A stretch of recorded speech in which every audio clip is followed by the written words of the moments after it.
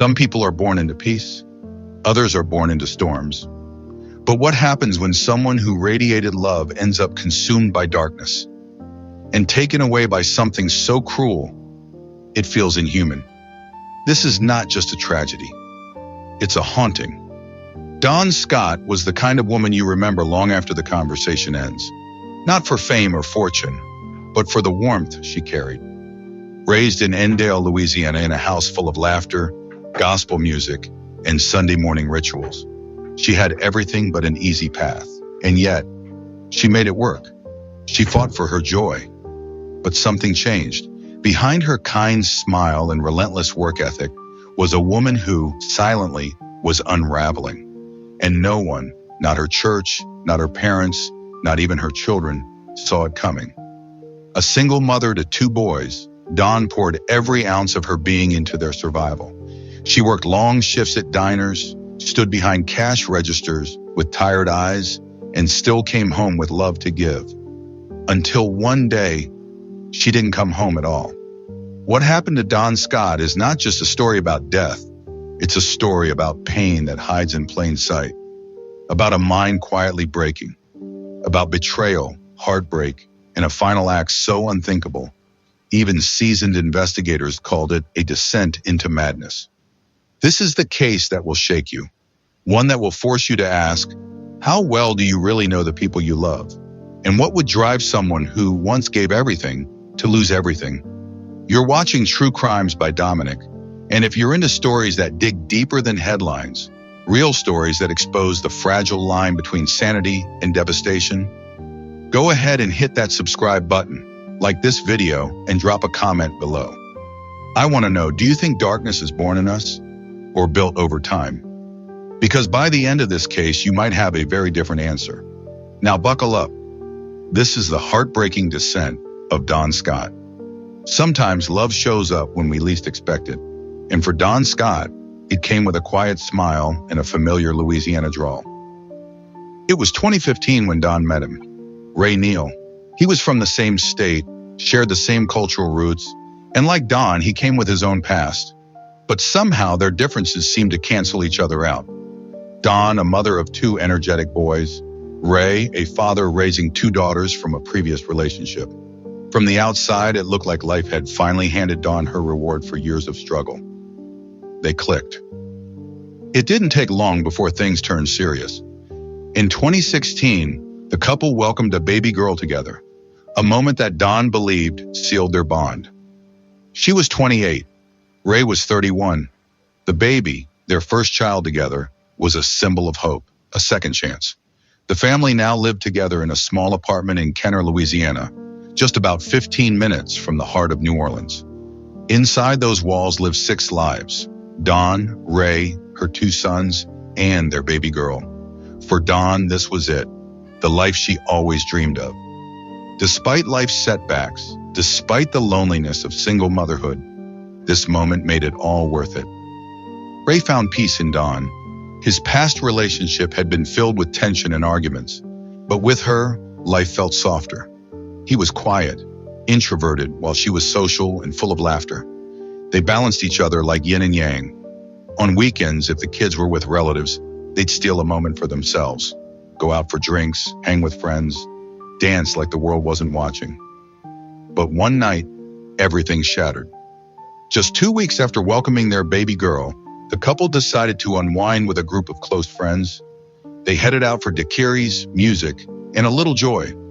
It was supposed to be a break, a release, a breath of fresh air after the exhaustion of parenting and sleepless nights. Instead, it would become the night they never came back. April 4th, 2016. The silence of the early morning was broken by a panicked call to 911, but it wasn't from a neighbor or passerby. It was from a child. A 10-year-old boy, Dawn's son. 911. What's your emergency? I think something's wrong with my mom. Police rushed to the 2100 block of Idaho Avenue in Kenner. What they found inside that apartment sent shockwaves through the neighborhood and later across the country. Dawn Scott, 28, and Ray Neal, 31, were both found dead in their home in front of the children. Yellow tape wrapped around the apartment complex as dozens of stunned family members and friends gathered outside, crying, hugging, asking the same question over and over. How could this happen? A local news outlet, WDSU, captured the raw grief on camera. Photos of the couple smiling at their baby shower just weeks before were now being flashed across breaking news reports. Now I have to go home and explain to the kids that their uncle is gone, one family member sobbed. How do you even say that out loud? At first, police were baffled.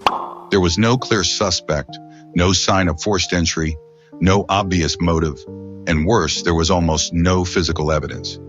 They were starting this case from scratch. Still, investigators didn't give up. Even in the chaos, something small caught their attention. A person of interest, someone who had been loosely connected but not clearly identified. Kenner Police Chief Michael Glasser soon stepped forward with a public announcement, offering an update that gave the case its first glimmer of momentum. Crime Stoppers stepped in, increasing the reward for any information. Someone out there knew something. They just had to talk. And then, a breakthrough. In a desperate search for answers, authorities turned to the people closest to the scene, witnesses, and one statement stood out. A neighbor mentioned hearing a sudden burst of noise that night, yelling, maybe something more. Then they saw something strange, a gold-colored vehicle speeding away.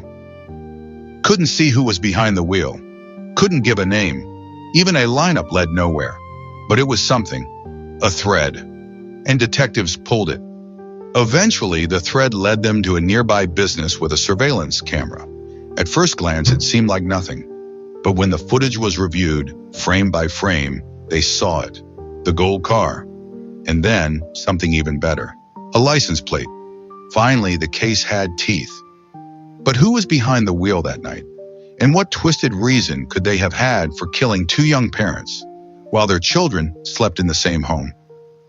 The break in the case came quietly, but powerfully. Kenner Police Chief Michael Glasser stepped up to the mic, the weight of what he was about to share hanging heavy in the air. Detectives had finally tracked down the driver of that gold vehicle, the same car seen fleeing the crime scene the night Dawn Scott and Rael Kimbrough were brutally murdered.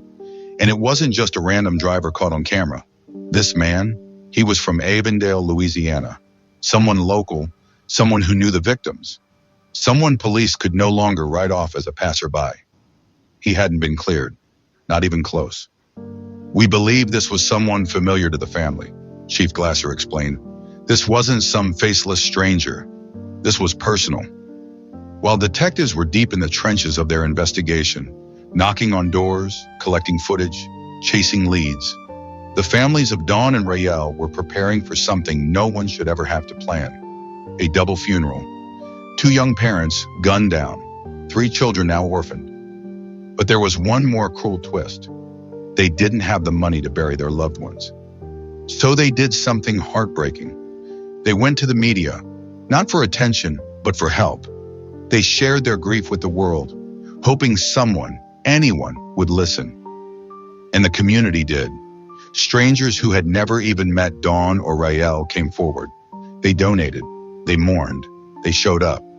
Bit by bit, the funds came together. And eventually, the family was able to give Dawn and Rael a proper, dignified goodbye. Still, the weight of unanswered questions hung in the air like smoke. Who would do this? Why? There was a person of interest, sure, but no arrest, no justice, just silence. In the days following the funeral, emotions boiled over. Rael's sister, barely holding back tears, told reporters, "My brother had his flaws, but he was kind. He didn't deserve this." And she, Dawn, she had nothing to do with any of it. She was just trying to live, trying to be a good mom. This wasn't right. Another voice, trembling with rage and grief, looked directly into the camera. "Whoever you are, you're cold, you're heartless, and you'll face justice. Maybe not today, but you'll answer. If not to us, then to God." The families couldn't think of a single person with a motive to hurt them. Dawn and Rael were known for their warmth, their joy. Rael was quiet and loyal. Dawn was a light, Outgoing, cheerful, deeply loving. So who would want to destroy that? Detectives combed through every corner of their lives looking for anything. Old feuds, jealous exes, friends turned enemies. But nothing surfaced, nothing solid. And as much as they wanted to act on instinct, police knew that wouldn't cut it. In court, you don't win on hunches. You need proof. So the case went quiet. Publicly, at least. Behind the scenes, the fight for justice was gaining steam. And then, one small but powerful move changed everything. Crime Stoppers upped the reward, $5,000. That's what was now on the table for any real tip that could crack the case wide open. Not much considering the magnitude of the loss, but enough to stir up noise. And stir it did. Within hours of the announcement going live, the phone started ringing. One call, then two, then dozens, then hundreds. And with each tip, the image of the killer started to sharpen. That person of interest? Now he was looking like the prime suspect. With witness statements, surveillance footage, and a confirmed license plate match tying the suspect to the scene, police were closing in. But the final blow came when they searched his home. There, tucked away, were articles of clothing, bloody clothing. Clothing that told its own violent story. In May of 2016, just a month after the murders, authorities finally made their move. They issued a warrant for a 30-year-old man named Sean Barnett. But by the time the ink dried on that warrant, they didn't even need to search for him. He was already behind bars. Turns out, Barnett had violated his parole and was sitting in jail on unrelated charges. What he didn't know was that freedom would no longer be an option. His situation was about to go from bad to catastrophic. And this time, it wasn't a parole violation. It was something far more permanent. He was now the suspect in a double homicide, and the clock was ticking. As the trial unfolded, tension gripped the courtroom like a vice, but nothing could have prepared anyone for the moment the prosecution called their star witness. A child. A 10-year-old boy. Not just any child. This was Don Scott's son. The same little boy who made that frantic 911 call the morning his world shattered. He was brave beyond his years, stepping up to the witness stand, his small frame swallowed by the towering courtroom furniture. The room fell into a hush as he recounted the morning that would be seared into his memory forever. With a trembling voice, he described how he woke up to find something terribly wrong. His parents not responding, something just off. His instincts kicked in. He ran next door, banged on a neighbor's door, and pleaded for help. That 911 call he made, it wasn't just a cry for help. It was the beginning of a search for justice. And then he dropped a bombshell. The boy positively identified the man he saw leaving their home that morning, none other than Sean Barnett. Now remember, Sean wasn't some shadowy stranger. He wasn't an unknown figure. He had been a friend, a familiar face, which made the betrayal even more chilling. When the trial officially kicked off, Sean Barnett, then 30, entered a plea of not guilty. He stuck to that. Throughout the investigation, he had refused to cooperate, never offering a single explanation, never speaking to detectives. That silence forced prosecutors to piece together the events themselves, connecting dots to paint the horrifying picture of what really happened that night. They knew, based on witness accounts and timeline evidence, that the night before the murders, Don Scott, Raynell, and Sean Barnett had all gone out drinking together. It seemed like an ordinary evening among friends, but something must have gone terribly wrong. The details of that night are still somewhat unclear. Whatever was said or done while they were out, it shifted something in Sean. Witnesses, neighbors who lived nearby, reported hearing a loud argument after the group returned home. It wasn't just a small disagreement, it was intense, enough to draw attention. The prosecutors theorized that Don and Sean clashed, maybe over something personal or something petty that escalated in the heat of alcohol-fueled tension. Eventually, it was Raynell who stepped in, trying to defuse the situation. He told Sean to leave. Enough was enough. Cell phone data confirmed what happened next. Sean Barnett left the apartment just before 1 a.m. Everything quieted down after that, or so it seemed. Dawn, exhausted, peeked into her kid's bedroom. Everyone was asleep. She scooped up her newborn daughter, just 2 weeks old, and climbed into bed beside Raynell. The couple fell asleep, unaware that these would be their last moments together. But somewhere out in the dark, Sean wasn't done. Whatever grudge he was holding on to, it didn't fade. It festered. Between the time he left in the early morning hours, something in him snapped. Around 6 o'clock a.m., when the world was still quiet, just before the sun could rise, Sean came back. He returned to the same apartment. No sign of forced entry was found, which meant one of two things. Either he knew the back door was unlocked, or he found a way in without leaving a trace.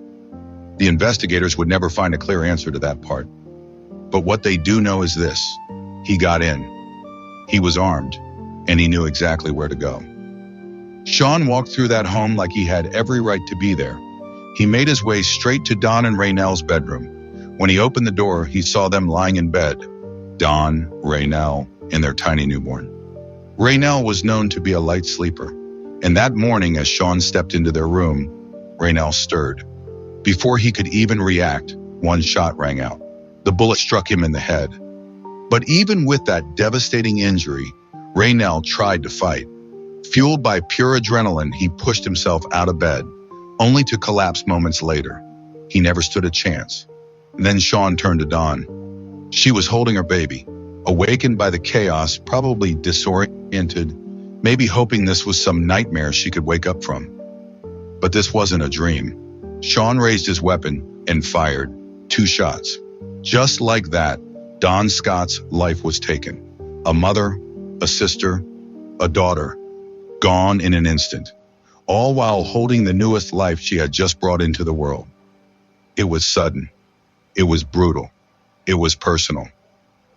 And the person who did it, a man who had been welcomed into their lives, into their home.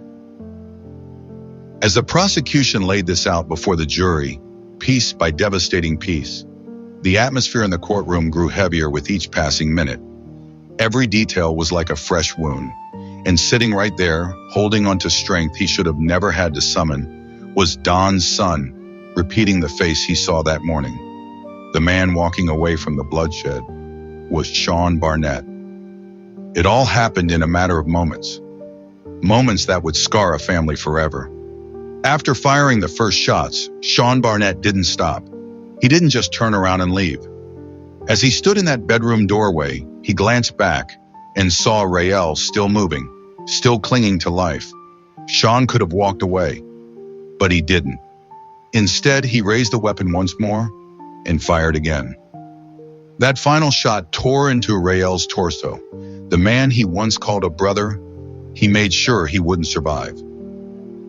Then, just like that, Sean slipped out of the bedroom. But what he didn't realize, what he completely missed in his haze of violence and adrenaline, was that a small pair of eyes had been watching. Dawn's 10-year-old son had woken up.